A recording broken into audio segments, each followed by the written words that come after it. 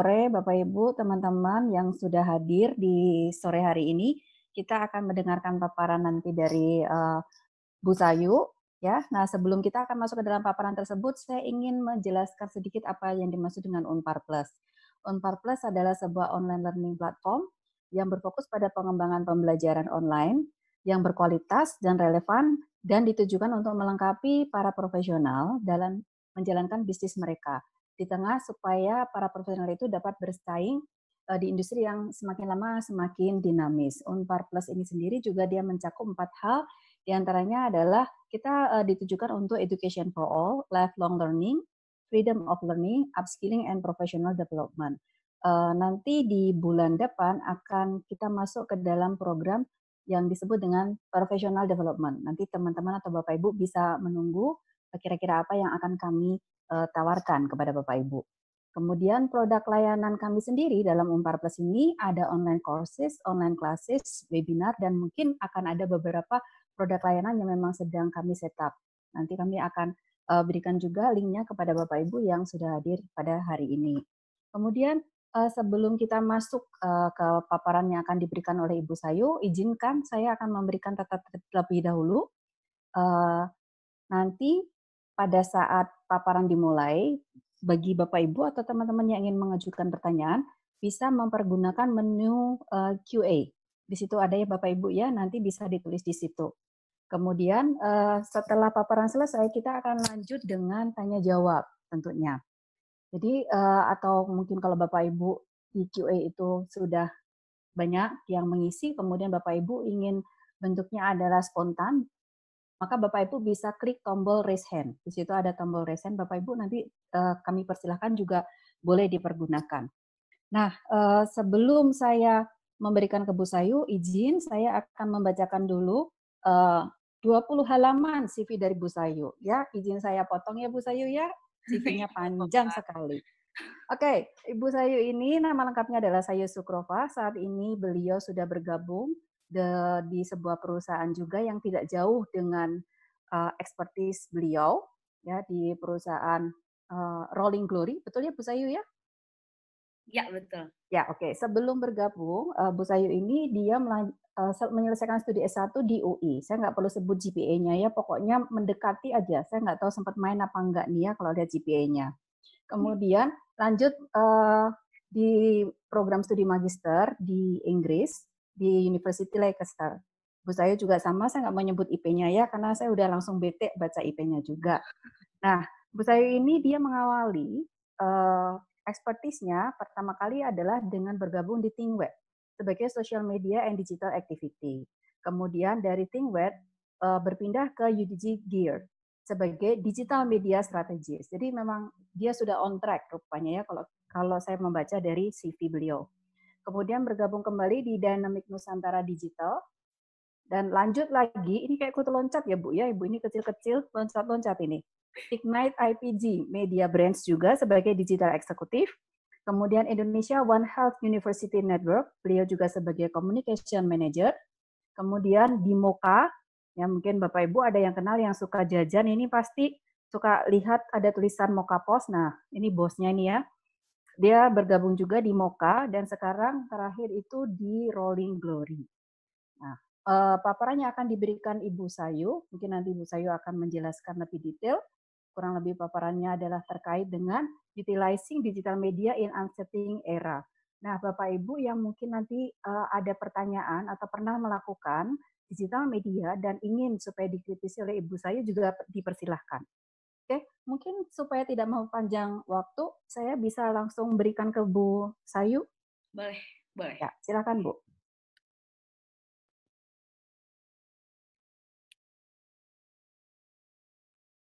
Sudah muncul belum ya, Bu? Belum. Oke, nih. Nah, sudah mau mulai. Oke, sudah muncul Bu, silakan. Oke, siap. Oke, sebelumnya selamat sore semuanya. Saya Sayu Zukrova. Terima kasih kepada Ibu Ria yang sudah memperkenalkan saya tadi. Di sore hari ini saya ingin sharing terkait utilizing digital media in unsettling era terkait dengan kondisi kita sekarang, pandemic of COVID-19. Mungkin bingung ya, kenapa sih dibilangnya unsettling? Kenapa unsettling? Unsettling itu lebih keadaan di mana itu nggak nyaman dan semuanya tuh tidak pasti gitu. Dan sekarang tuh stage kita tuh sedang berada di keadaan itu dikarenakan oleh pandemi tersebut. Nah, kenapa sih dibilang unsettling? Itu karena sebenarnya seluruh dunia terdampak dan juga mengimpact way of life kita ya. Kayak dari yang tadinya bisa serba online, bisa offline, sekarang kita semua dipindahkan ke online dan harus dan nggak bisa banyak bertemu atau berinteraksi sama orang. Selanjutnya, keadaan saat ini healthcare kita seperti yang bisa dilihat di berbagai media, healthcare kita juga lagi struggling, terus tentunya itu juga berdampak kepada perekonomian kita. Karena apa? Karena bisnis-bisnis juga banyak yang akhirnya tidak bisa beroperasi secara maksimal. Karena itu ada social distancing, sekarang ada PSBB, dan tentunya itu berimpact juga ke ekonomi kita. Mungkin nggak along the year tahun 2020 aja, bahkan mungkin sampai ke tahun depan. Nah, ini beberapa poin. Jadi siapa aja sih yang akan suffer dan siapa aja yang akan surviving selama keadaan pandemic of COVID-19 ini. Yang suffer ini mungkin udah banyak yang tahu juga. Ini yang kehilangan sampai 14 billion itu adalah industri MICE, exhibition, terus yang lebih berkaitan dengan event, itu adalah masuk ke dalam 3 besar yang suffer.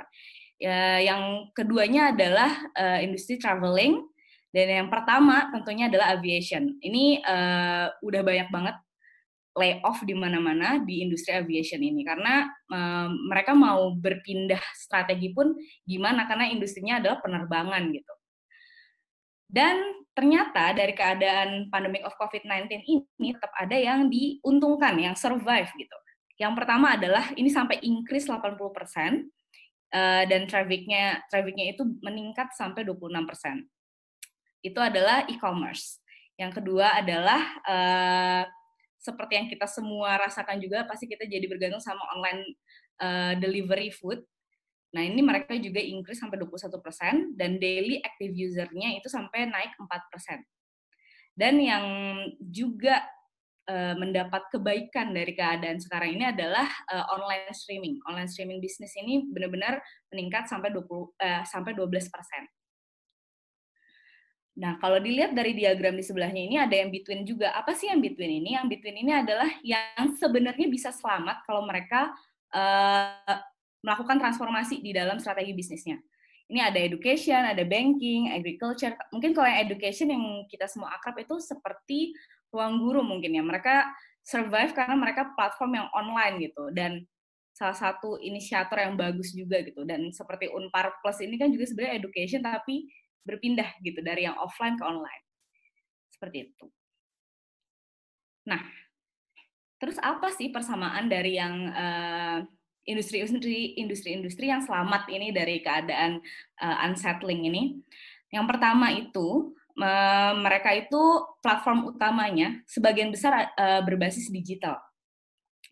Seperti yang kita tahu, e-commerce tentunya itu berbasis digital. Terus ada tadi online food delivery itu online, dan online streaming tentunya itu udah ada di virtual space juga kan ya gitu. Yang kedua adalah mereka itu memenuhi kebutuhan kita yang saat ini sedang dipaksa untuk physical distancing. Dan kebutuhan itu bisa terpenuhi dengan model bisnis mereka gitu. Yang terakhir adalah mereka itu adalah platform-platform yang mudah berkolaborasi, kayak e-commerce. E-commerce ini kan menghidupi bisnis-bisnis lain gitu, yang mungkin tadinya toko baju offline, jadinya mereka bisa gitu. Even kalau misalnya kita bawa Gojek gitu, GoFood kan, berarti kan ada bisnis-bisnis yang tertolong, yang bisnisnya tadinya mungkin nggak peduli sama Gojek gitu atau GoFood, nah mereka akhirnya masuk ke platform itu dan jadilah berkolaborasi sama ekosistemnya GoFood.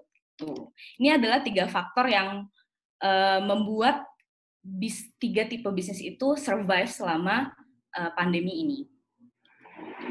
Nah, ini sebagai overview aja. Sebenarnya kenapa sih diagram tadi itu muncul? Nah, ternyata memang behavior-nya consumer itu seperti ini. Jadi activities-nya remain the same itu memang makanan, food delivery itu jadi remain the same, bahkan naik, work from home naik, lalu ada occasional shopping. Occasional shopping ini kan semuanya terbantukan lah, terfasilitasi dengan keberadaannya e-commerce. Lalu aktivitas apa sih yang sebenarnya dilakukan jauh berkurang? Tentunya aktivitas yang berhubungan dengan aktivitas sosial di luar rumah. Ya, itu seperti ke mall, terus entertainment activities yang offline, yang mungkin datang konser, terus makan di luar, terus ada hangout sama teman-teman di kafe, dan pergerakan seperti kita menggunakan public transport juga berkurang, traveling apalagi, dan outdoor exercise.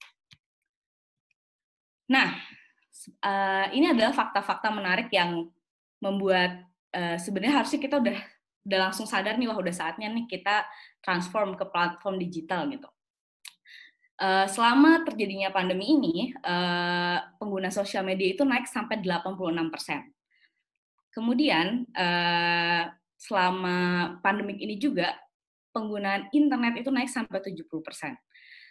Dan kalau misalnya kita ngelihat tren hashtag, kenapa sih hashtag ini penting? Karena hashtag ini akan menyebarkan informasi dengan cara yang lebih mudah gitu. Jadi dengan kita pakai hashtag ini, postingan kita akan nyebar. Dan the use of hashtag dari stay home itu sudah sampai 25,6 juta pengguna, dan yang di rumah aja itu sudah sampai 7,2 juta.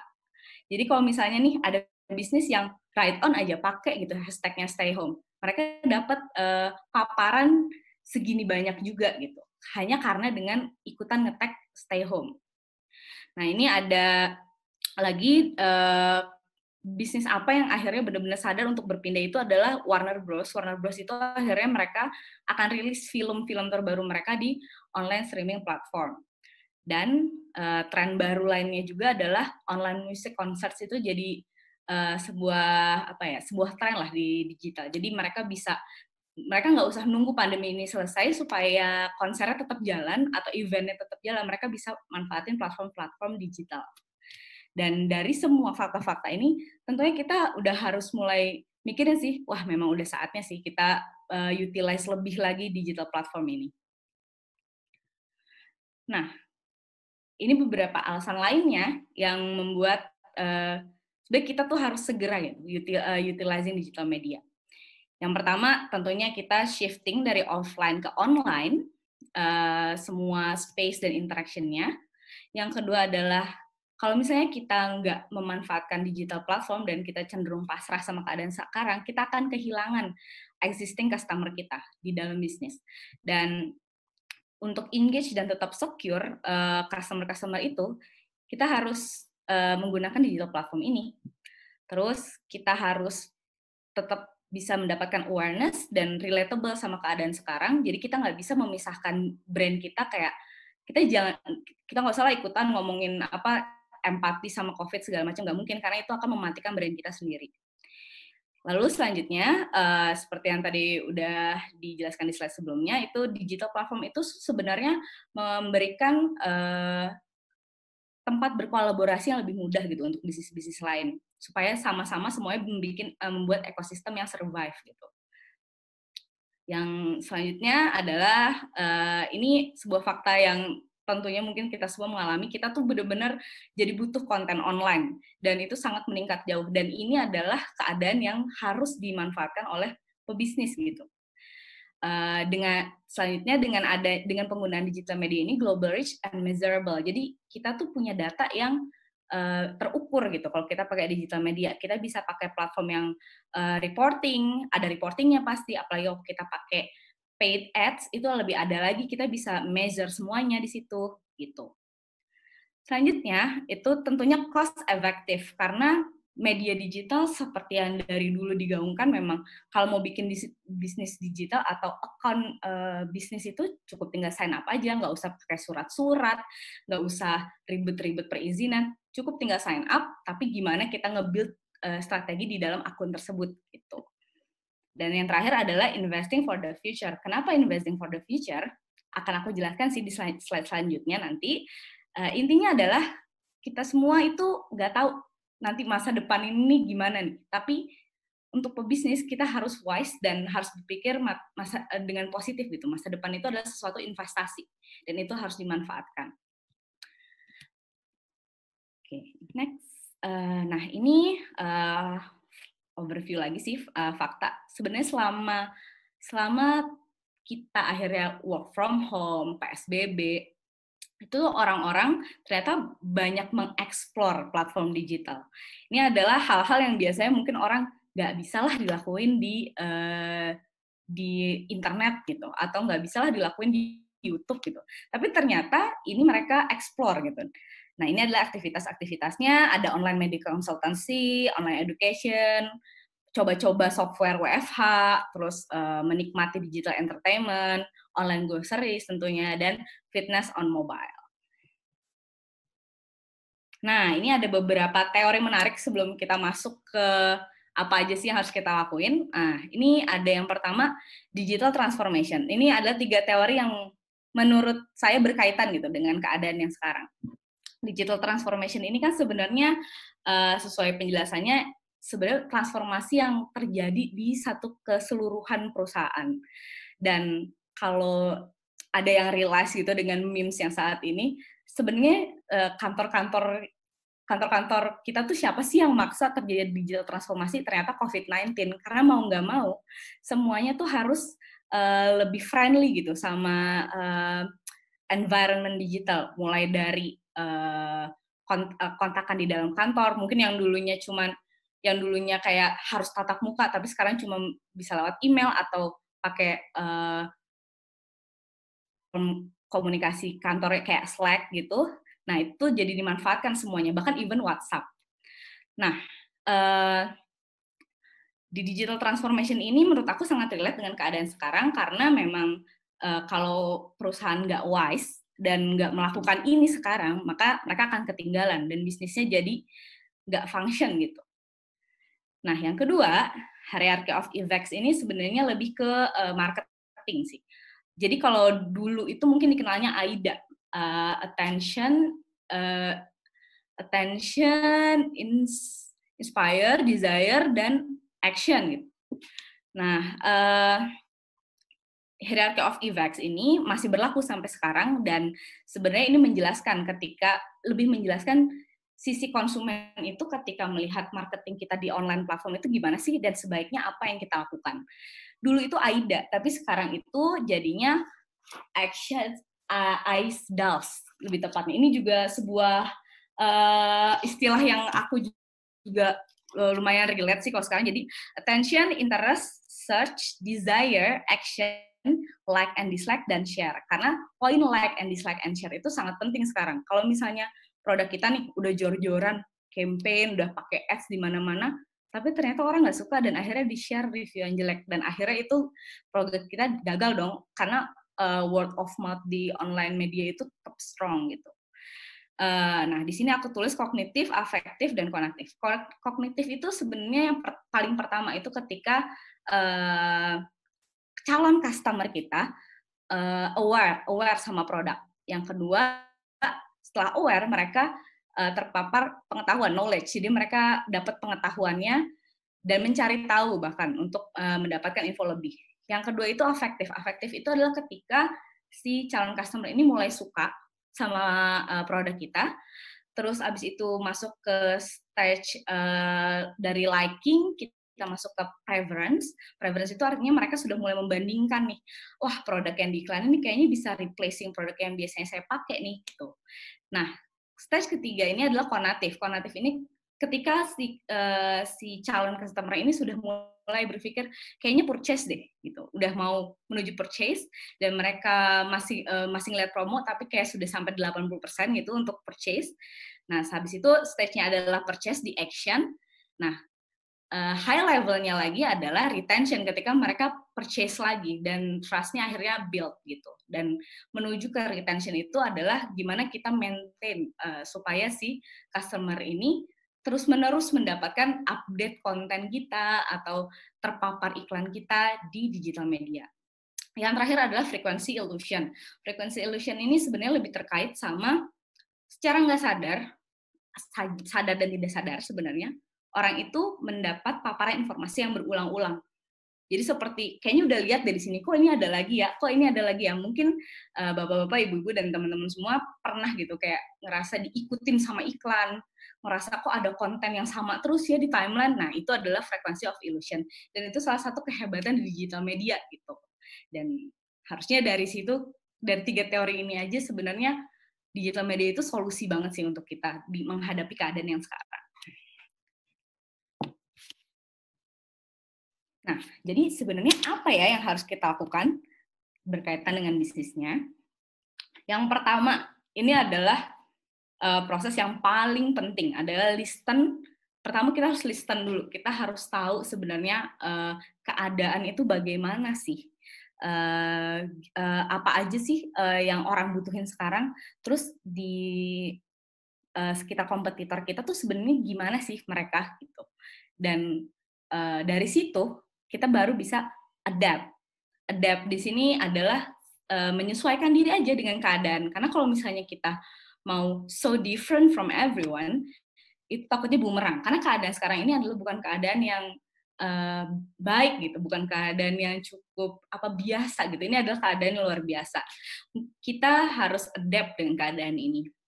Nah, ini ada 2 poin. Business needs to be, 1, more understanding and serving. Jadi kita harus di keadaan seperti itu kita harus empathy. Kita harus mengerti, berusaha menjadi pengertian dan mengutamakan pelayanan. Yang kedua, kita harus menjadi part of the solution, bukan nambah-nambahin beban calon customer kita gitu, atau malah bikin-bikin campaign yang annoying dan bikin masyarakat tuh jadi terganggu gitu, atau malah kita ngasih message yang salah gitu ke masyarakat dan seolah kita tuh nggak peduli sama keadaan sekarang, lebih peduli hanya dengan penjualan kayak gitu. Nah, dari mana aja sih atau apa aja sih yang harus kita dengar, yang harus kita listen itu? Nah, sebenarnya ada, kalau misalnya kita manfaatkan digital platform ini aja cukup banget menurut saya, karena ini 4 data ini aja menurut aku udah cukup ya. Yang pertama itu Research Institute itu banyak banget melakukan penelitian terkait keadaan sekarang, keadaan kaitannya dengan bisnis, di mana berbagai bisnis di dunia itu menyesuaikan diri, apa yang mereka lakukan. Terus kita juga bisa lihat juga trending hashtag. Dari situ kita bisa ride on wave, daripada kita bikin sebuah tren baru yang adalah mungkin jadi bunuh diri. Lebih baik kita ride on dengan wave. Apa yang lagi ngetren, kita ikut. Mungkin kita bisa customize, tapi bukan berarti kita ngikut, tapi bukan berarti kita kehilangan jati diri. Kayak yang tadi aku bilang, nanti juga ada contohnya aku kasih. Paid ads, tadi seperti aku bilang, kalau kita pakai paid ads, kita akan punya report terukur banget. Jadi kita ngelihat targetnya udah benar belum ya? Ini postingan kayak gini benar atau enggak ya? Terus kita bandingin, dan kita bisa reflect. Nah, yang terakhir, ini mungkin suka luput gitu, kayak ngapain sih baca-baca komen? Padahal baca komen itu adalah mengumpulkan insight. Sebenarnya orang peduli nggak ya? Sebenarnya orang merasa apa sih dari postingan kita? Sebenarnya orang tuh ngerasa gimana sih sama produk kita? Nah, itu dari 4 ini udah cukup untuk kita listen, dan selanjutnya kita mengatur strategi untuk beradaptasi dengan keadaan. Nah, ini contohnya. Jadi tadi seperti aku bilang, stay home dan di rumah aja itu kan taking the world lah. Bener-bener kayak semua orang pakai itu gitu di setiap postingan yang terkait sama PSBB atau social distancing. 2 brand ini menurut aku pintar banget.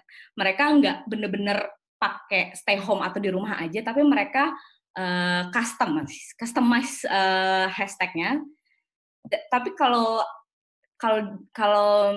teman-teman sadar, sebenarnya ketika kita put hashtag, itu tuh kan akan muncul rekomendasi. Dan ketika muncul rekomendasi tuh, kita akan klik aja, dan itu yang dibaca sama Indosat dan Tokopedia.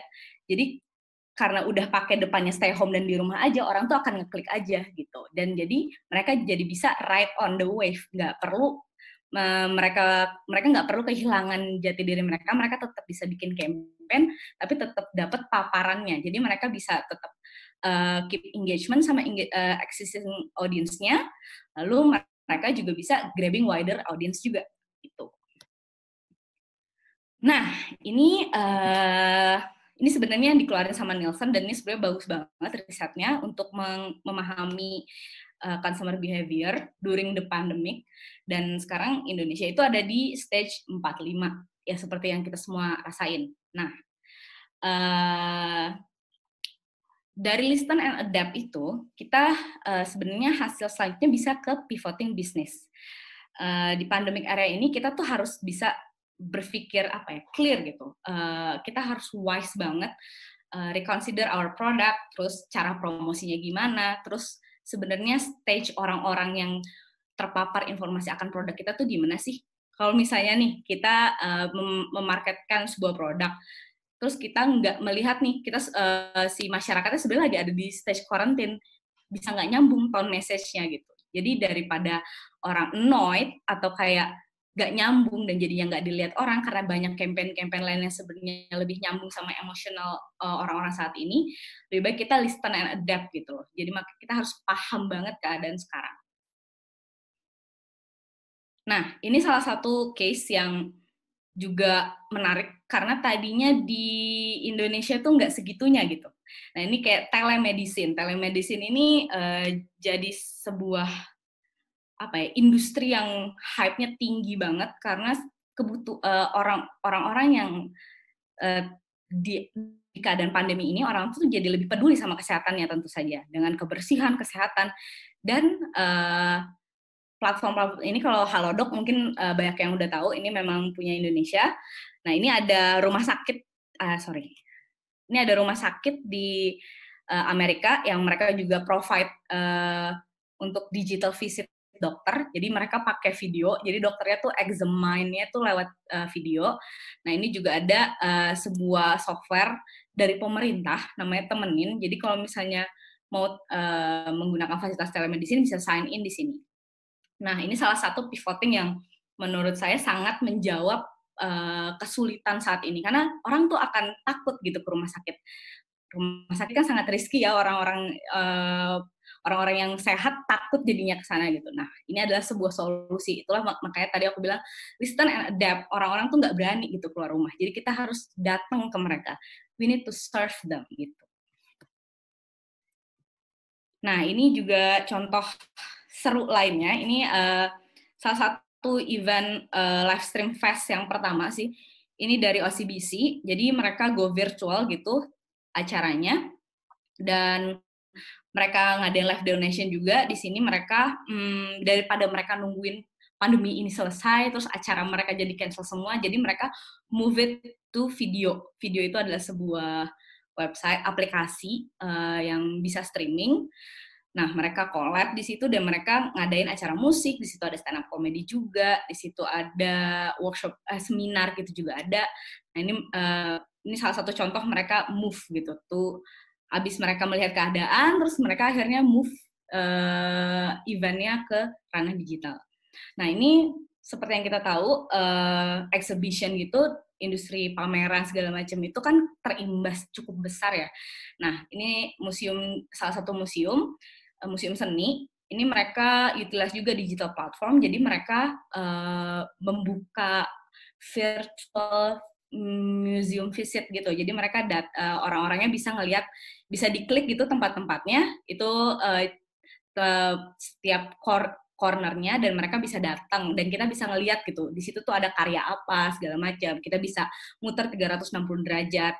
Ini salah satu inisiatif yang bagus juga. Nah, yang selanjutnya adalah konten. Konten is king gitu. Dan sekarang itu adalah keadaan yang sangat tepat gitu, create valuable content.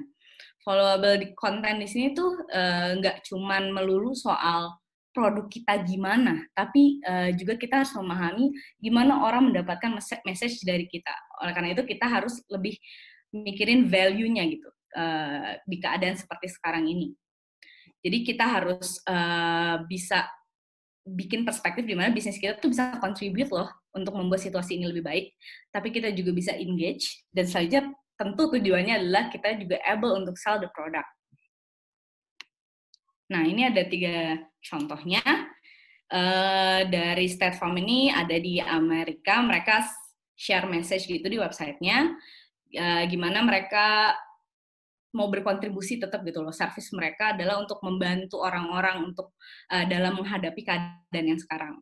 Ini di website, ini ada Traveloka. Seperti yang kita tahu, Traveloka termasuk bisnis yang terkena dampak cukup besar, dan mereka ini membagi konten, jadi untuk membuild empathy dan engage, dan mereka berusaha jujur gitu dengan keadaan bisnisnya. Itu message-nya bagus banget, karena supaya tuh masyarakat tuh tahu, dan Traveloka ini mengedepankan kejujuran dan openness jadinya.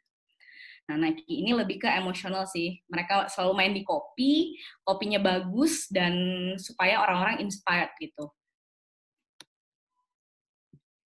Nah, ini webinar, mungkin seperti yang kita sekarang juga sedang jalani.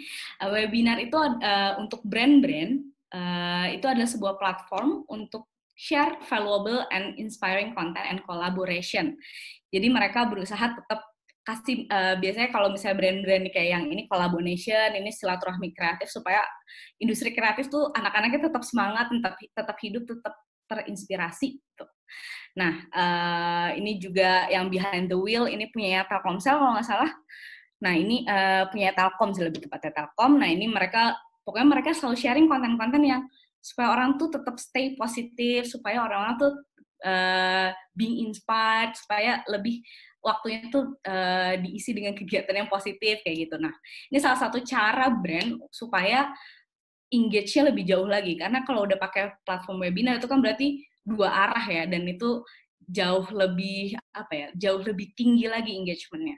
Nah, ini salah satu platform yang saat ini juga sangat ngetrend dan bisa menjadi platform kolaborasi juga. Jadi misalnya kamu punya bisnis, terus kamu jadi pembicara nih atau diundang jadi pembicara di salah satu platform, nama bisnis kamu kan juga jadi ikut, dan akhirnya orang-orang akan mencari tahu bisnis kamu, dan itu jadi salah satu media untuk exposure.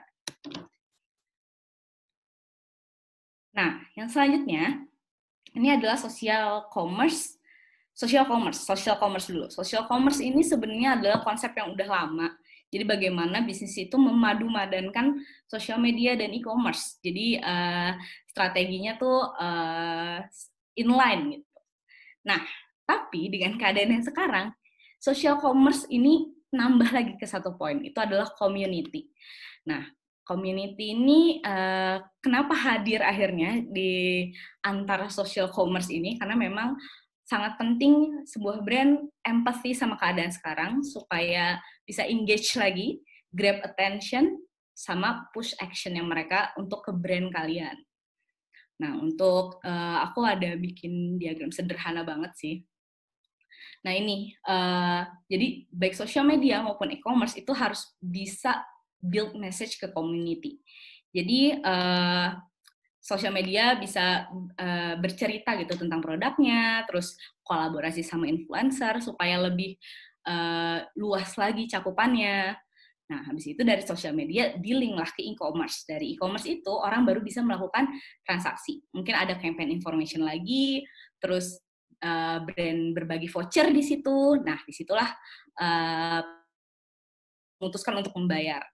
Nah, tapi di tengah pandemi ini, message-nya tuh harus terbangun dengan baik, bahwa ini adalah terkait dengan contributing. Kita harus empathy. Brand kita ini harus part of the solution. Nah, ini aku ada satu case. Ini adalah brand lokal, namanya Ensemble the Label. Ini dia di sosial medianya tuh inform kalau mereka bikin produk spesial gitu, masker. Terus di e-commerce-nya mereka juga promo hal yang sama. Campaign-nya adalah masker untuk Indonesia.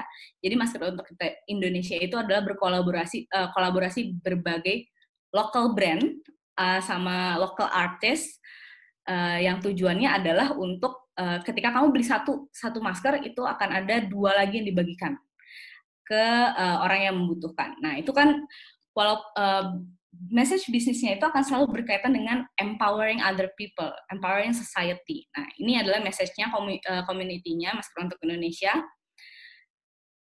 Dan ini adalah journey yang tadi sesuai sama diagram tadi, ini sosial media, mereka link ke e-commerce, orang purchase, dan akhirnya mereka contribute ke community.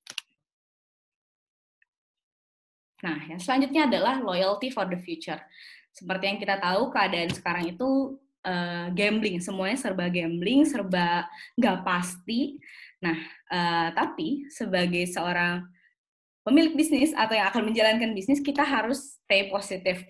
Minimal kita harus kasih value ini ke para calon customer kita lah, gitu, supaya mereka semangat juga gitu menghadapi hari-harinya. Nah, ini aku tuh di sini ada, kita bisa making reward program, terus future discount, highlighting positive reviews. Jadi tuh orang-orang minimal udah punya plan gitu, udah tahu produk kita dan akhirnya punya plan untuk mendekatkan diri dengan produk kita atau purchase juga gitu. Nah, ini aku ada contoh sebuah campaign juga. Ini supportlocalbrand.id. Nah, ini adalah sebenarnya ini dibangun akhirnya sebuah website. Ini adalah kolaborasi berbagai startup. Ini ada Tada, Gojek, Moka, GoPay, dan Zendit. Jadi di website ini mereka itu menjual voucher-voucher yang baru bisa dipakai nanti. Jadi orang akan beli lebih murah sekarang dan bisa di-purchase dengan di beberapa bulan kemudian gitu.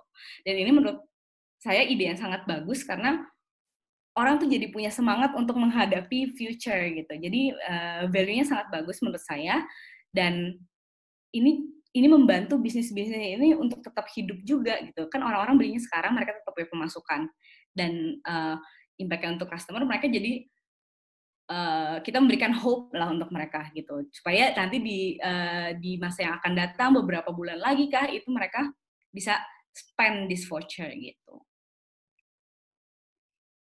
Nah, ini poin yang terakhir, boost your platforms. Mungkin udah akrab juga ya dengan ads segala macam, ada paid ads tuh, ada display ads, Google ads segala macam, ada social media. Nah, ini tuh harus tetap dilakukan juga. Kita harus combining free sama paid optimization untuk brand kita, untuk campaign kita. Nah, ini ada beberapa contoh aja gitu, kalau mungkin yang belum pernah dengar atau belum pernah tahu. Nah, SEO ini sebenarnya adalah lebih ke main ke keyword supaya page kita tuh ada di halaman depan Google, dan ini gratis sebenarnya. Jadi kalau dari SEO ini strateginya sebenarnya disarankan untuk shift to local. Apa sih shift to local? Jadi targetingnya adalah untuk lokal. Kita nggak usah berlebihan untuk kayak di keadaan yang sekarang ini ya. Kalau nantinya sih beda cerita.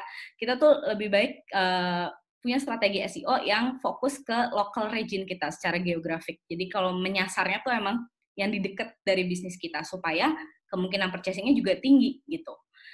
Nah, terus kita harus fokus ke service dan good review. Kenapa good review? Kalau misalnya kita mainin keyword di good review ini, maka orang-orang yang terpapar sama SEO kita akan melihat review-review bagus dari produk kita dan akan tertarik untuk mencari tahu gitu. Daily management itu kita harus melihat performance SEO kita. Jadi kita harus rajin-rajin tuh, apa ya yang harus diganti, apa yang harus ditambah kayak gitu. Jadi kita harus lebih rajin lah gitu melihat. Nah, selanjutnya itu ada social media ads. Social media ads ini mungkin banyak juga yang udah terpapar ya, ini ada FB ads, Twitter ads, Instagram ads. Ini kalau untuk social media ini biasanya kita set the budget first gitu. Jadi set budgetnya, nanti kita categorize mau apa aja, mau siapa aja nih yang terpapar sama iklan kita. Yang terakhir ini adalah pay per click ads. Jadi kalau misalnya di Google suka ngeliat nih yang ada di sini, nah itu tuh sebenarnya pay per click ads. Jadi kita misalnya taruh uang berapa, jadi dari setiap klik itu akan di-cut uangnya. Nah, ini juga termasuk strategi yang efektif. Karena apa? Karena kita bisa set sespesifik mungkin, mulai dari demografi, hobi, education, terus kita bisa retargeting juga. Jadi orang-orang yang udah pernah ke website kita, itu kita retargeting lagi, jadi akan diikutin terus sama iklan kita. Itu annoying, cuman orang akan terpapar gitu. Seperti yang tadi di teori dijelaskan, itu adalah frequency of illusion. Jadi ketika orang annoy, orang klik, jadi pengen tahu gitu. Nah, jadi dari semua yang udah aku share tadi, COVID-19 ini sebenarnya push all sectors to start digital transformation. Dan karena keadaan sekarang itu kita dipaksa untuk akrab dan menerima dengan baik virtual site. Jadi dengan keadaan yang sekarang, berarti government, business owners, dan every stakeholders itu harus membuat sebuah perencanaan yang lebih komprehensif gitu untuk mengakomodir apa yang sebenarnya market butuhkan dengan di keadaan yang saat ini dan gimana mereka nanti menghadapi the new normal. Nah, ini ada satu quotes dari CEO-nya Mullenlohe. Jadi sebenarnya konsumer itu nggak masalah ngedengar kabar dari brand kita atau mendengar iklan-iklan kita selama kita nggak pushy atau kekeh hanya menjual produk tanpa memperhatikan value, tanpa considering bahwa bisnis kita itu harusnya menyelesaikan sebuah masalah. Seperti itu, terima kasih. Oke, terima kasih. Oh, saya munculkan dulu muka saya. Oke, terima kasih. Menarik sekali paparannya tadi ya Bu Sayu. Ini saya jamnya cukup signifikan dari yang bukan bidang saya. Saya biasanya ngurusinnya supply chain, Bu, tiba-tiba ke digital marketing. Tapi dengan beberapa contoh yang tadi sudah diberikan oleh Bu Sayu, sebelum nanti saya masuk ke dalam Q&A, sedikit saya juga pengen ikut nanya nih. Kalau tadi saya sempat tertarik yang di bagian telemedicine tuh. Kan memang dia hype-nya lagi tinggi karena sekarang semua orang dikit-dikit udah langsung hand sanitizer. Karena itu menjadi sebuah kewajiban. Karena ada tulisan juga wajib cuci tangan, harus bersih. Nah, itu dibaca oleh orang medis bahwa orang menjadi peduli kesehatan. Kalau saya perhatikan juga yang tadi rumah sakit di Amerika itu sudah ada yang mengadopsi di sini karena kebetulan saya juga dapat nih iklannya dari rumah sakit swasta di Bandung. Dia juga sudah mulai melakukan itu. Hanya gimana caranya yang ngubah mindset orang. Yang kayak modelnya, enggak percaya cuma dilihat virtual, oh kamu sakit flu, dilihat virtual, oh kamu lagi mah gitu. Nah sekarang harus berubah untuk mau percaya dengan virtual medicine model kayak gini. Itu gimana cara ngubah mindsetnya ya Bu? Sebenarnya kalau ngubah mindset itu adalah kolaborasi berbagai platform sih. Mulai dari pasti harus ada pihak yang akhirnya membuat telemedicine ini, harus akhirnya mereka gencar juga nih, mau bikin press release kah, atau menggunakan media kah, atau bikin case yang jelas misalnya aja nih, pakai misalnya memang ada seorang pasien yang punya cerita menggunakan telemedicine dan sukses dan itu dipublish. Nah, sebenarnya kalau untuk kesehatan itu orang tuh lebih percaya word of mouth. Orang tuh lebih percaya kalau direkomendasiin temen. Nah itu, jadi brand atau rumah sakit ini harus bisa masuk ke komunitas untuk mensosialisasikan ini. Jadi orang tuh percaya dan itu tuh deket gitu sama mereka, bukan sesuatu yang kayak itu kan cuma iklan, itu kan cuma di angan-angan kayak gitu. Jadi brandnya juga harus mendekatkan diri gitu ke mereka. Gitu. Jadi tetap harus ditambahkan ya, nggak cuma sekedar kemudian berubah menjadi platform digital, tapi juga masih ada unsur marketing lain yang harus digerakkan juga. Tadi kayak contohnya word of mouth itu, supaya muncul brand awareness-nya menjadi semakin tinggi gitu ya Bu ya? Iya, betul. Oh oke. Kalau di dunia pendidikan sendiri gimana Bu? Kan kalau sekarang dipaksa juga nih. Kan banyak universitas, kalau saya lihat tuh kemarin ada MIT itu ada virtual university-nya gitu. Oh, saya jadi senang nih, serasa saya juga di MIT saya liatin kayak gitu. Emang sudah mulai terdorong harus ke sana ya? Iya, harus ke sana. Karena sebenarnya paling susah itu transforming pendidikan sih kalau di negara kita ya, karena sangat terbiasa dengan cara yang konvensional. Dan orang Indonesia itu percaya dengan pendidikan tuh ya harus ketemu. Nggak bisa lah guru ngobrol-ngobrol kayak gini doang, muridnya ngerti gitu. Nah, sekarang sebenarnya kenapa di luar negeri itu akan lebih gampang, karena mandiri itu maksudnya belajar secara mandiri itu di luar negeri itu memang ditanamkan dari kecil. Nah, kalau di sini kan kita dari kecil memang terbiasa, ayo apa yang nggak ngerti, ayo gimana. Nah, sekarang dengan keadaan yang seperti sekarang, dipaksa harus mandiri dan orang tua harus ikut campur. Karena kalau misalnya orang tua nggak peduli aja, ya udah kasih aja ke sekolah, anak-anaknya bisa tetap nggak paham gitu. Karena peran orang tua juga jadi penting. Gitu. Nah, saya lanjut tadi, ini ada pertanyaan nih. Kalau tadi saya nyambung ke pendidikan, ini ada dari Ibu Rustiana ya, Ibu kan ya, semoga saya nggak salah. terkait dengan new normal untuk protokol kesehatan physical distancing, bagaimana dengan industri pendidikan? Mirip ya Bu ya, dengan siswa yang banyak di kelas. Solusi dan strateginya apa? Mengingat tidak semua siswa atau mahasiswa memiliki koneksi internet yang baik gitu. Termasuk dana yang disediakan untuk kuota internet. Oh, ini nanti sponsor Bu Yayu aja jawabnya. Oke, silakan Bu.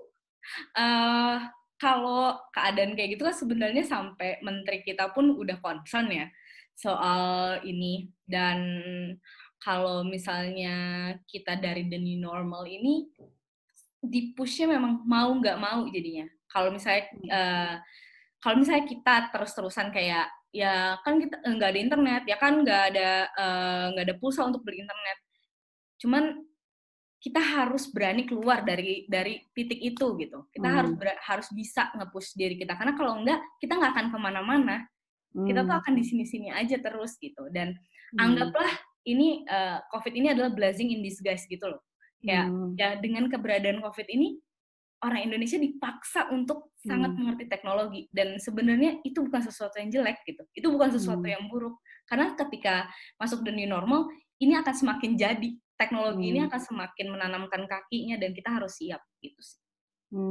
Ya mau nggak mau ya, kalau orang yang senang nulis kan bilangnya perish or publish gitu. Ya kan, kalau di sini juga lu mau ikut apa enggak, kalau enggak ya ketinggalan deh gitu kali ya Bu. Nah, kalau tadi ada di sektor pendidikan, sekarang ada yang bertanya kembali dari sisi UKM. Nanti saya sambungkan juga untuk yang di pasar tradisional, mungkin bisa akan sama dari Bu Dewi Kartika. Nah, kalau Bu Maria sendiri, dia bertanya terkait dengan strategi digital untuk UMKM di Indonesia. Kurang lebih mungkin apa yang pas, apa yang cocok. Kemudian bisa diturunkan untuk yang pasar tradisional dari Bu Dewi Kartika ini yang bertanya Bu Sayu. Bisa dijelaskan? Oke, kalau untuk UMKM sebenarnya tadi sih yang paling efektif so far adalah kita bikin SEO untuk lokal. Karena sebenarnya SEO ini sesuatu yang harus dibaca sih. Karena itu juga kelemahan pebisnis sekarang, maunya dijelasin tapi nggak mau baca. Sebenarnya ini tuh ada banyak banget SEO di berbagai sumber di internet. Dan SEO ini kalau misalnya kita udah punya either website lah atau sosmed, itu tuh sebenarnya udah gampang banget gitu. Ketika kita udah punya platform digital. UMKM ini sebenarnya yang lagi tren itu adalah, tergantung sih jenis UMKM-nya apa. Sebenarnya kolaborasi sama influencer itu adalah salah satu yang sangat direkomendasikan sekarang. Karena mereka punya audience dan mereka talk about your product gitu. Bukan sekadar cuma iklan aja muter-muter, tapi influencer tuh ngomong dan mereview. Nah, itu jauh lebih efektif sebenarnya untuk memperkenalkan produk baru. Karena itu sebenarnya strategi influencer ini sebenarnya udah lama, cuman di keadaan pandemi ini makin kenceng sih. Karena mereka lebih powerful gitu. Tapi kan mahal mungkin, Bu. Influencer itu. Sebenarnya influencer itu ada tier-tiernya. Ada tier-tiernya. Jadi nggak usah yang sampai siapa sih yang mau langsung pakai Raisa, tentu nggak bisa gitu kan ya. Kita bisa pakai yang kecil-kecil dulu. Jadi tuh mereka namanya micro influencer. Micro influencer itu biasanya jadi gini, sistemnya mereka itu ada di bawah naungan satu manajer, dan manajer ini punya beberapa nama micro influencer. Nah, itu nanti ada paket bundling. Nah, itu jauh lebih murah biasanya untuk mikro ya. Untuk mikro influencer tuh biasanya 10 ribuan sih, 10 ribu, 20 ribu. Oke. Jadi memang mereka udah langsung ya ambil posisi juga ya, karena mereka melihat sekarang semuanya harus berpindah ke platform. Nah, oke deh, sekarang saya juga ikut jualan influencer gitu ya. Betul. Oke. Menarik nih. Nah, saya lanjutkan lagi, Bu. Ini ada pertanyaan dari Ibu Navita Astuti berbicara mengenai hierarchy of effects dengan 3 aspek kognitif, afektif, dan kognitif. Apa saja, contohnya apa saja, dan bisa dijelaskan lebih detail nggak prakteknya harus bagaimana? Nanti saya akan nyambung ke Pak Agus, tapi ini dulu. Okay. Jadi kalau hierarchy of effect itu, yang tadi aku sempat bilang itu, sebenarnya kan AIDA itu udah transform ya kalau di digital media. Itu jadi attention, interest, search, desire, action, like, share. Nah, sebenarnya kalau kita ngomongnya yang tipe lama itu yang benar-benar hierarchy of effect yang banyak di jurnal-jurnal itu kognitif itu kan kita mulainya tuh dari, sebenarnya kognitif itu ketika calon customer ini gather knowledge gitu. Jadi mereka aware. Aware itu adalah ketika kita posting posting di digital media itu posting dengan berbagai mulai dari pakai hashtagnya kah atau kita pakai ads. Nah, orang tuh terpapar tuh. Nah, mereka aware tuh, oh ada nih produk apa gitu misalnya. Misal produk teh gitu. Oh produk teh, oh ada produk teh ini. Ternyata kemasannya menarik ya. Oh, terus akhirnya mereka knowledge nih, mereka berusaha mencari pengetahuan tentang itu, mencari tahu oh produk ini apa ya gitu. Nah, setelah knowledge itu ternyata dia relate nih, oh di website-nya bagus nih penjelasannya, ternyata brand covernya bagus nih atau rasa-rasanya kayaknya enak gitu. Nah, mereka tuh mulai tuh di stage affective. Itu mereka masuk ke stage affective, di mana mereka mulai liking. Liking di sini biasanya mereka akan mulai baca review online, review-review yang positif gitu. Oh, gini kata orang gitu. Nah, akhirnya mereka, oh kayaknya cocok deh sama taste gitu. Nah, habis itu masuklah ke preference. Preference itu ketika si customer udah mulai membandingkan sama produk yang udah pernah dia minum. Nah, akhirnya dia, wah udah mulai dibandingin. Nah, untuk sebagai pebisnis sebenarnya strategi yang paling oke ketika si customer itu udah di stage itu adalah kita harus selalu post mengenai USP. Apa sih unique selling point kita? Apa sih kekuatan produk kita? Nah, ketika USP itu diliatin dan semoga memang USP ini tidak dimiliki dari apa yang dia bandingin, nah dari situlah beranjaklah itu masuk ke konatif. Konatif itu pertama masuknya tuh sebenarnya namanya ke conviction. Conviction ini tuh orang tuh udah mulai mikir untuk purchase deh nih kayaknya, cobain deh nih kayaknya. Nah, di situ tuh mereka akan ngelihat, biasanya tuh yang akan jadi trigger mereka adalah ketika kita memberikan kupon untuk first timer. Misalnya nih sering banget kan kayak kalau misalnya kita belanja di sebuah website baju gitu, retail, pembelian pertama potong 50.000. Nah, itu juga salah satu yang faktor conviction-nya itu akan convicting si calon customer. Wah, ini kayaknya beli deh nih gitu. Nah, sampai akhirnya dia purchase. Purchase lah dia untuk benar-benar mencoba purchasing. Nah, itu kita di situ bisa tetap main tuh free shipping order misalnya untuk yang pertama pakai. Jadi free shipping kan kalau misalnya mereka mau ngerasain free shipping, mereka harus purchase dong gitu. Iya. Habis itu, nah masuklah ke tahapan yang lebih excellent lagi, itu adalah ketika mereka mau retention. Nah, itu gimana kita benar-benar build the brand sih. Kalau itu adalah udah soal branding, gimana orang-orang terus-terusan percaya gitu. Dengan inovasi kah, dengan permainan konten kah, dengan mungkin kalau keadaannya sudah membaik ada event online, offline, online. Sebenarnya kalau di marketing tuh nggak bisa dipungkiri kan offline, online itu satu kesatuan gitu. Nah, cuma sekarang karena memang kita bisanya online, jadi lebih memainkan berbagai platform gitu sih. Oh ya, oke. Ini tadi ada satu yang sudah raise hand, mungkin bisa langsung bertanya.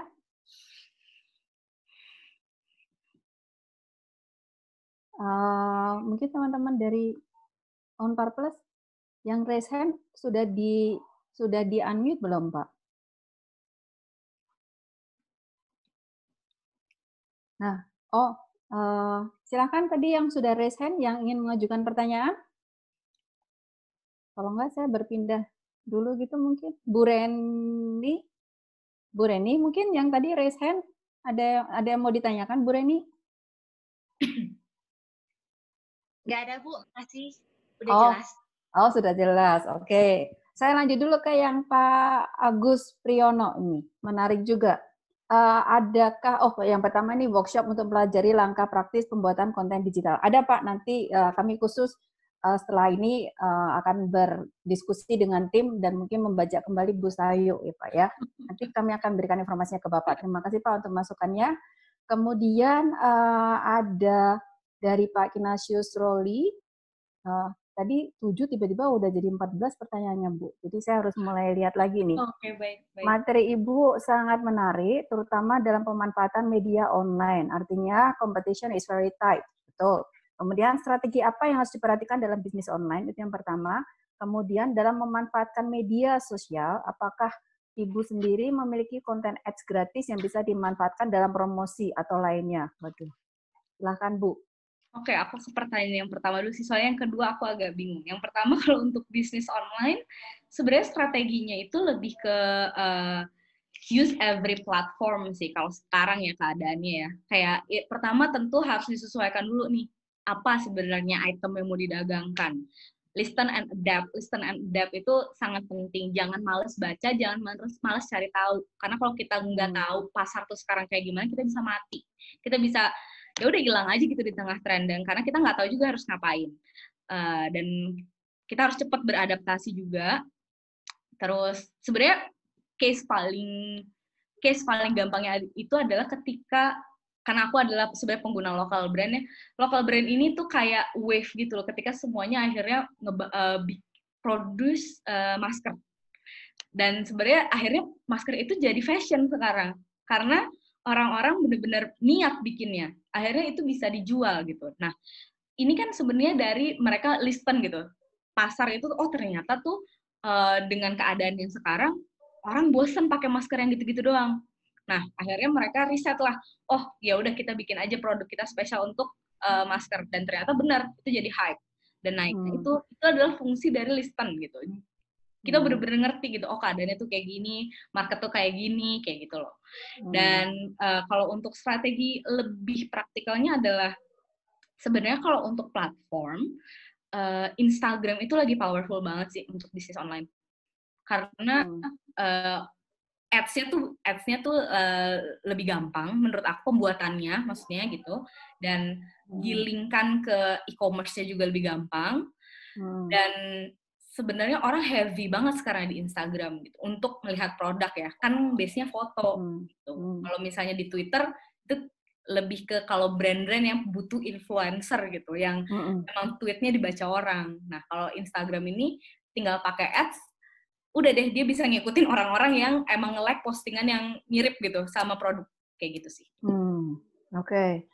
Menarik. Nah, kalau tadi Instagram dikatakan powerful tools gitu. Nah, sekarang ada dari Bu Maria Rosa ini, dia juga bertanya, kalau menurut Bu Sayu sendiri ke depan, YouTube itu akan tetap terdepan ataukah tidak? Karena sekarang seperti penggunaan webinar meeting yang semakin meningkat, karena keterbatasan kuota, akhirnya pada pergi ke YouTube. Apa yang bisa kita pelajari dari strategi YouTube ini? Sebelum nanti kita akan pergi ke pertanyaan Pak Randy Ridwan Hidayat ya Bu, ke Bu Maria Rosa dulu.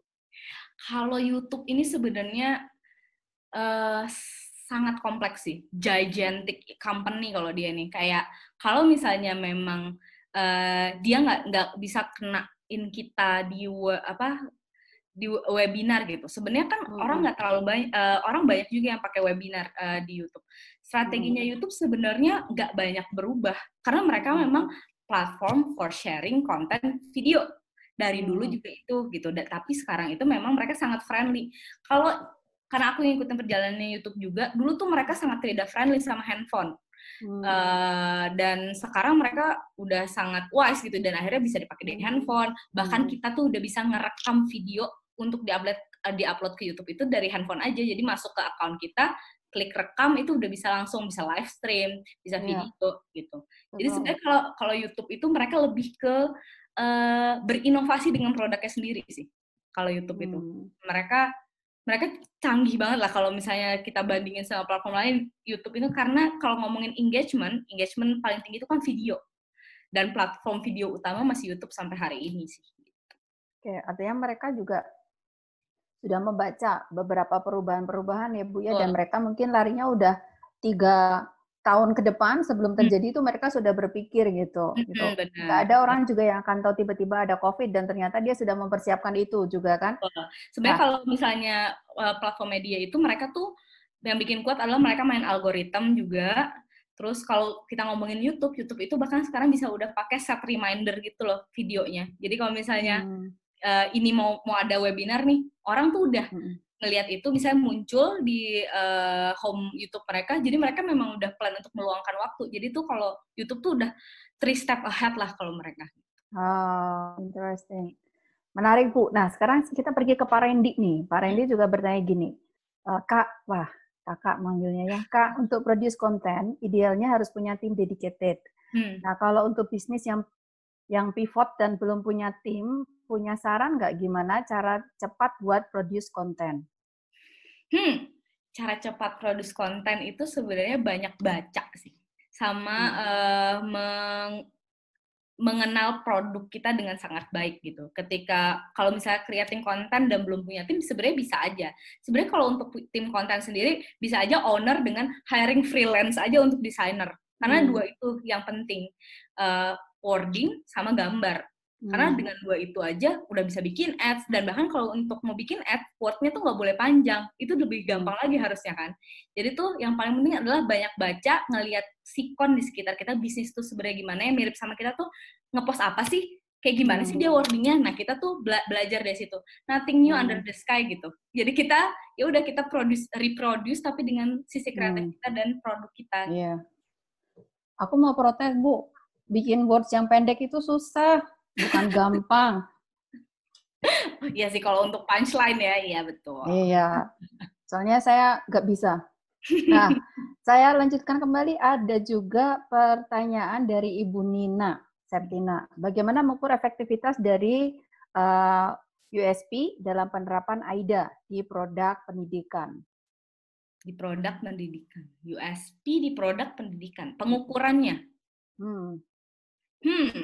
Kalau dari AIDA itu sebenarnya gimana? Sekali lagi gimana kita melihat kompetitor? Misalnya kita bikin produk nih, apa namanya, belajar bersama. Terus kita udah tahu nih pemain-pemain besarnya. Saat ya kita sebutlah Ruang Guru gitu. Sebenarnya apa sih yang dari kita itu Ruang Guru nggak punya? Atau misalnya even sekecil kayak aplikasi kita ukurannya lebih enteng mungkin. Kita mainnya segampang itu deh. Aplikasi sebenarnya ukurannya lebih enteng kalau diinstal di handphone. Karena sebenarnya untuk SES ya yang tingkatan ekonomi BC, aplikasi ukuran ringan itu penting gitu. Nah, atau misalnya ada satu fitur yang sebenarnya di Ruang Guru nggak ada atau kurang maksimal gitu. Nah, kita highlight produk itu terus untuk di konten kita gitu. Kayak kita highlight itu dengan iklan, dengan apa. Jadi orang tuh terpapar, oh iya nih, aplikasi ini tuh punya nih fitur yang ini, sedangkan yang lain enggak. Walaupun cuma satu itu aja mungkin, cuma satu itu aja sebenarnya. Tapi ketika kita highlight dan kita besarkan dia, kita gedein gitu, nah orang tuh akan sadar, oh ini USP-nya. Kayak gitu sih. Kalau mau memang kita harus konsisten meng-highlight dan tahu betul kekuatannya tuh di mana gitu. Oke. Menarik. Saya lanjut lagi. Ini ada pertanyaan dari Pak Handi Hendra. Di era COVID-19 ini banyak peluang bisnis. Betul. Nah, yang paling berkembang berarti berdasarkan digital. Kalau untuk belajar basic, ada tempat belanja yang bisa direkomendasikan nggak, Bu? Untuk mungkin apa ini? Maksudnya untuk digital marketingnya mungkin ya? Belajar basicnya. digital marketing. Sebenarnya kalau mau belajar itu platform-platform belajar online tuh banyak buka kelas gratis sekarang. Kayak Coursera sih, karena aku salah satu yang aku relate karena aku juga subscribe di situ. Itu banyak. Jadi coursera.org itu dia buka kelas-kelas digital marketing yang gratis. Basic sih, cuman daripada nggak tahu sama sekali dan ada yang gratis, mungkin ikut itu juga bisa. Ada juga Future Learn, itu lebih ke platform-platform yang memang mengakomodir lah kalau mau tahu yang basic di situ. Dan mereka sekarang sih, aku nggak tahu ke depannya akan tetap gratis atau enggak, sekarang masih free. Iya. Atau mungkin nanti lewat Unpar Plus juga bisa. Oh iya. Saya bantu jawab ke Pak Andi Hendra ya, Bu ya. Nah, oke, baik. Ini ada juga, masih ada, saya scroll lagi. Nah, dari Pak Yos. Bagaimana cara atau praktek agar sources yang berasal dari berbagai sumber menjadi terstruktur dan terbaca sebagai customer behavior? Marketing analitik ini, Bu, berarti, Bu. Nah, gimana, Bu? Sorry, tadi gimana pertanyaannya? Kalau gimana cara atau practices agar sources yang berasal dari berbagai sumber tersebut menjadi terstruktur dan terbaca sebagai customer behavior? Jadi tadi di slide aku yang awal-awal aku sempat bilang kalau kita di platform digital ini sebenarnya kayak kalau misalnya kita bikin website atau kita bikin Facebook page di Facebook atau kita gunakan paid ads di Instagram atau Twitter, itu tuh kita akan dapat report. Nah, report itu sebenarnya yang bisa kita pakai untuk reflecting our strategy sih. Jadi tuh kita bisa ngebaca orang tuh ngeklik tuh di mana sih? Orang tuh sebenarnya banyak ngeklik di iklan yang mana sih, misalnya kita akhirnya Hmm. pasang beberapa iklan dari konten kita tuh dipasang beberapa gitu. Nah sebenarnya kontennya seperti apa sih yang orang suka, nah dari situ kita bisa ngeliat pattern sebenarnya. Oh kita tuh sebenarnya harusnya ngincernya ini loh, nah itu diperbaikilah ketika kita menyusun strategi berikutnya atau mau naikin ads selanjutnya kayak gitu. Mulai dari sebenarnya kopinya seperti apa, harusnya pakai hashtagnya kayak gimana, dari pattern yang ada terpampang di report itu sih, itu kita bisa belajar dari situ sih, dan itu bisa kelihatan behaviornya. Oh, oke, oke. Bu, ini saya nyambung tadi yang Pak Ignatius. Mungkin pertanyaannya Pak Ignatius ini kali Bu, yang tadi yang kedua tuh yang Ibu belum jawab. Apakah ada konten ads gratis yang bisa dimanfaatkan dalam promosi? Konten ads gratis yang bisa dimanfaatkan dalam promosi. Aku agak bingung nih. Konten ads gratis yang bisa dimanfaatkan. Kalau konten ads, kita ngomonginnya konten itu selalu gratis karena kan Iya.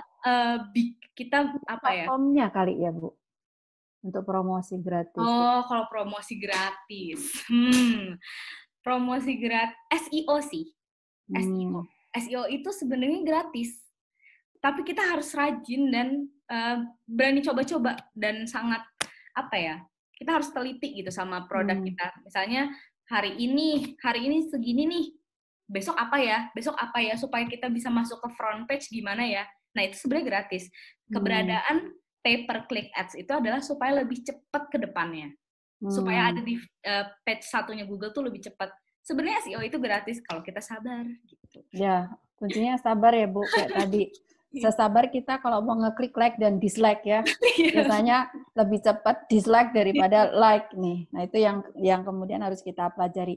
Nah, menarik juga kalau tadi ada industri-industri yang mulai berubah. Saya juga melihat ada industri perbankan juga kan Bu, yang juga mulai menyasar mempergunakan apa ya, IT untuk mempromosikan produknya. Let's say seperti OCBC yang TATYB.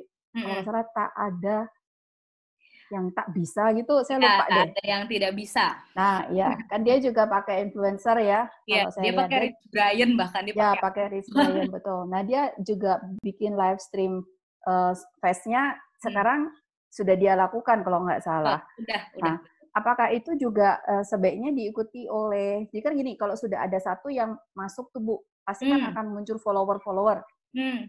Nah, menurut Ibu sendiri nih ya, bagus nggak sih ada follower-follower yang kemudian akan membentuk kompetisi? Kompetisi itu harus ada supaya ada inovasi.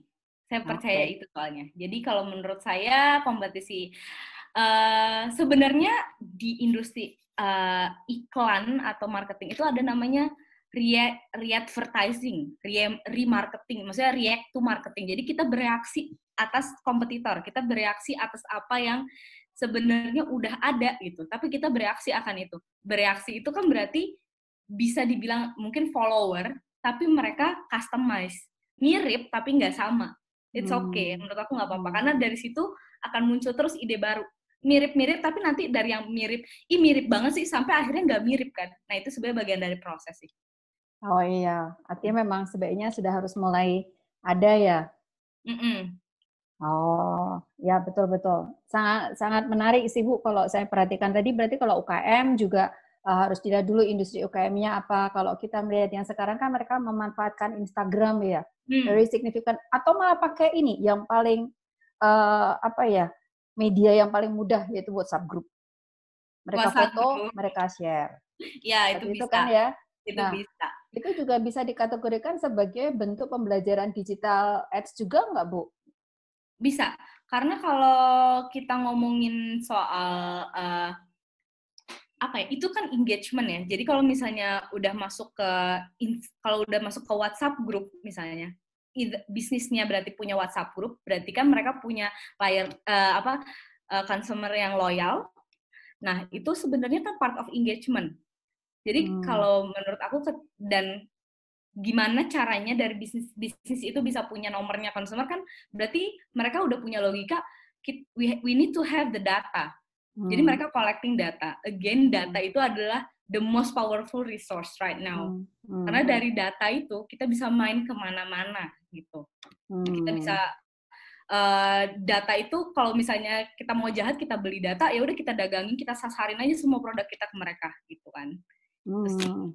Ya kayak tiba-tiba saya dapat iklan apa gitu, jualan apa gitu, obat Ya, semut atau apa kayak gitu kan ya. bisa cuma gara-gara kita lagi, maksudnya ya ini belum tahu apakah benar, maksudnya mereka tuh trackingnya sampai kemana kan kita nggak tahu, karena sebenarnya data kita selalu dikuasai orang lain gitu. Iya. Kenapa bisa kebaca? Misalnya kita lagi ngobrolin dompet nih, atau muncul iklan dompet, serem banget kan sebenarnya. Berarti handphonenya ngerekam suara dong, gitu. Iya, betul. That's AI, Bu. Nah, Iya. teman-teman, Bapak Ibu, mungkin karena waktunya sudah berjalan cukup panjang ya Bu Sayu ya, sudah hampir 15 menit. Mungkin juga kalau akan ada saran, mungkin bisa dituliskan. Sebentar lagi kami akan masuk ke dalam exit poll, mungkin polling untuk 5 pertanyaan yang akan kami berikan. Kalau misalnya nanti ada saran, oh saya mau dong ada tentang konten kreator, boleh dituliskan di situ. Nanti saya tinggal kontak Bu Sayu lagi, dan beliau pasti langsung mengatakan iya kalau saya yang colek ya Bu ya. Nah, saya akan seperti itu karena akan menarik mumpung kita punya expertnya yang memang sudah melanglang buana di banyak tempat. Nah, kenapa tidak kemudian kita pakai gitu ekspertisi Bu? Betul kan ya Bu ya? Ini ada satu Bu yang terakhir. Kok tadi saya nggak muncul ya? Membeli efek negatif dari beli follower di Instagram. Mempengaruhi algoritma nggak? Oh, jadi sebenarnya tentu itu akan jelek untuk performance. Karena biasanya, sebenarnya ini bisa jadi part of strategi sih. Yang bahaya adalah ketika bergantung sama membeli followers. Kalau misalnya nih, kita beli followers untuk di awal aja, kita beli followers sama beli likers gitu. Tapi untuk di awal aja supaya orang tuh, oh followersnya banyak nih gitu. Ih likersnya banyak nih, seimbang nih gitu. Jadi kan orang trust. Tapi kita nggak boleh bergantung sama itu. Ketika akhirnya orang-orang memang membeli produk kita jangan bergantung lagi sama itu. Itu harus di-replace sama yang asli. Jadi kalau untuk aku secara blunt aja sebenarnya itu jelek gitu. Dan itu kan nggak fair gitu. Itu lebih ke nipu bahkan ya kan. Cuma paling bagus adalah kita tidak bergantung sama itu. Kita punya pemikiran strategi selanjutnya setelah melakukan itu. Karena itu nggak akan nolong kemana-mana. Gitu. Ya oke. Dia sudah menjawab ya Bu Leni ya, jangan beli follower. Create your own follower, tapi boleh untuk di awal, mungkin bisa seperti itu. Oke, baik Bu Sayu, terima kasih untuk kehadirannya sore ini. Mungkin karena sudah persiapan juga untuk berbuka juga ya, tadi Bu Sayu supaya tidak menjadi takjil ya. Tadi saya sudah bilang jangan lama-lama, saya belum punya takjil katanya. Oh ya, oke. Terima kasih untuk kehadirannya hari ini. Pasti ini tidak yang terakhir ya Bu ya. Ini baru yang pertama, menuju kedua, ketiga, keempat, kelima, dan seterusnya. Bapak Ibu,